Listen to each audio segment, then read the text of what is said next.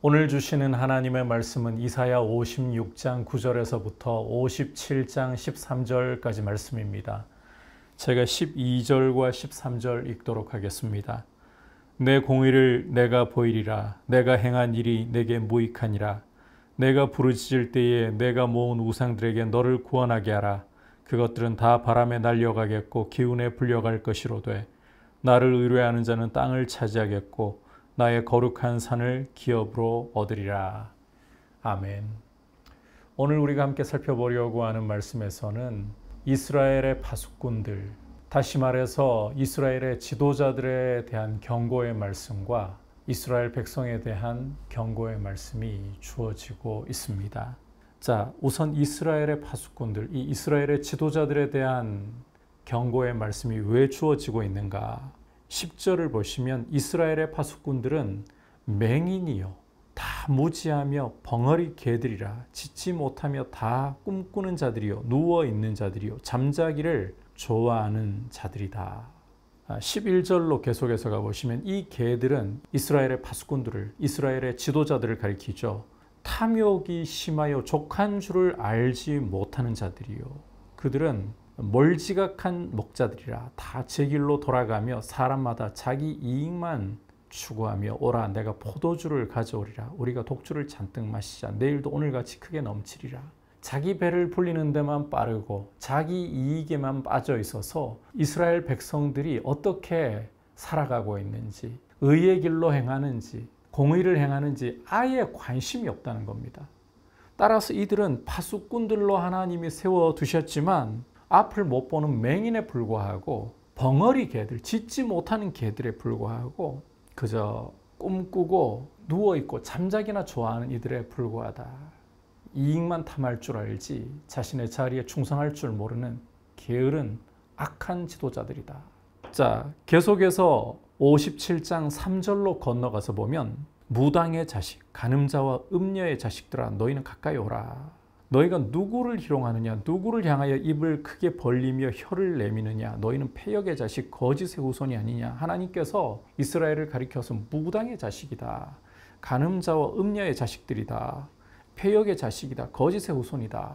자, 왜 이렇게 이스라엘을 가리켜서 무당의 자식이라고, 간음자의 자식이라고, 패역한 자식이라고 말씀하시는가?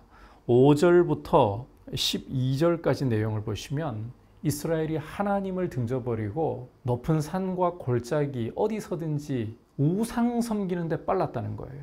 매끄러운 돌들 중에서 그들 우상을 삼아서 거기에 재물을 갖다 바치고 그 우상과 영적인 간음에 빠져 있는 모습을 보였다. 그리고 9절을 보시면 후반부에 또 내가 사신을 먼 곳에 보내고 스오레까지 내려가게 하였으며, 멀리 사신까지 보내어서 이방 나라의 우상을 섬기고자 하는 짓을 저질렀다. 하나님께서 11절 후반부를 보시면, 끝부분을 보시면 오랫동안 잠잠했더니 하나님을 아예 경외할 생각하지 않고 우상을 찾아 구하면서 우상에게 복을 빌고 우상에게 몸을 파는 영적인 간음을 저지르는 음녀가 되어버렸다. 하나님께서 이스라엘 너의 공의를 내가 보일 것인데 너의 행한 일이 너에게 다 무익하다. 그렇게 우상에게 섬기며 복을 구하며 자신의 삶이 잘 되기를 바랬지만 돌아오는 것은 아무런 유익이 없는 허무한 모습, 무익한 모습밖에 없다는 거예요. 그래서 13절 내가 부르짖을 때에 내가 모은 우상들에게 너를 구원하게 하라. 우상들에게 너를 구원하게 해보라는 거예요. 그래봤자 그것들은 13절 중반부에 이렇게 말씀하고 있죠. 다 바람에 날려가겠고 기운에 불려갈 것이다. 우상들이라는 것은 결국 바람에 날아갈 쭉정이와 같은 것이고 기운에 불려갈 것에 지나지 않는다는 거예요. 이런 허무한 우상을 사랑하고 우상에게 목숨을 거는 것은 결국 이 우상과 함께 날아가 버릴 짓을 저지르는 것이다. 반대로 57장 1절과 2절을 보시면 의인이 죽을지라도 마음에 두는 자가 없고 진실한 이들이 거두어감을 당할지라도 깨닫는 자가 없다. 의인이 죽을 때, 의인이 불리어감을 당할 때 이 우상을 섬기면서 허무한 데 빠져 있는 사람들, 악을 저지르는 사람들, 자기 이익만 탐하고 있는 이런 악한 지도자들은 허무하게 죽는 걸로 생각하고 마음을 두지 않는다는 거예요.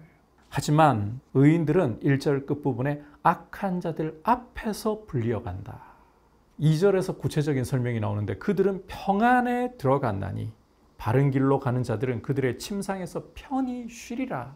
장차 이 악을 행하며 자기 이익만을 탐하는 맹인과 같은 잠자는 개와 같은 지도자들, 그리고 우상을 섬기면서 우상의 허무한 길로 걸어가는 이 악한 이스라엘 백성들, 이들에게 임할 심판의 바람이 불어와서 이들을 쭉정이처럼 날려버릴 그때가 오기 전에 의인들이 오히려 평안히 불려가는 일이 그들의 죽음이라는 것입니다.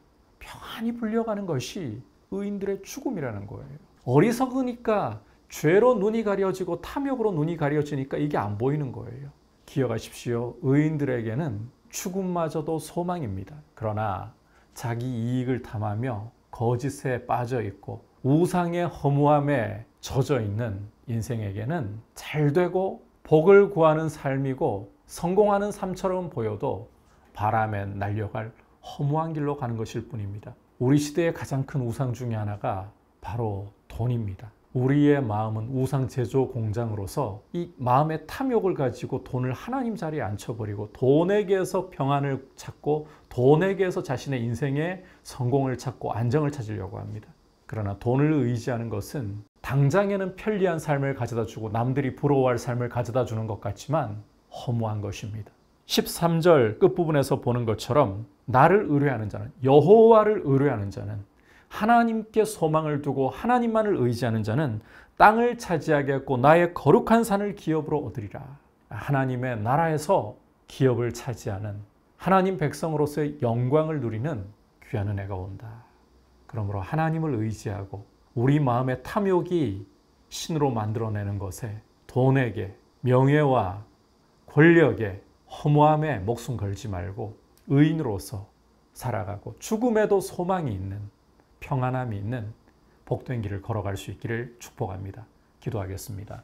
하나님 아버지, 의인은 죽음에서도 소망이 있고 평안함이 있음을 봅니다. 그러나 자기 이익을 탐하면서 거짓을 행하는, 우상에게 복을 구하며 성공을 바라는 인생은 아무리 성공하는 듯, 아무리 잘 나가는 것처럼 보여도 결국은 우상과 함께 허무해지고 바람에 날려가는 쭉정이와 같을 뿐입니다. 그런 허무한 삶이 아니라 의인의 삶을 살아감으로써, 주님을 의뢰함으로써 땅을 기업으로 차지하는 하나님 나라의 백성으로서의 복을 누리는 귀한 은혜 가운데 있게 하여 주옵소서.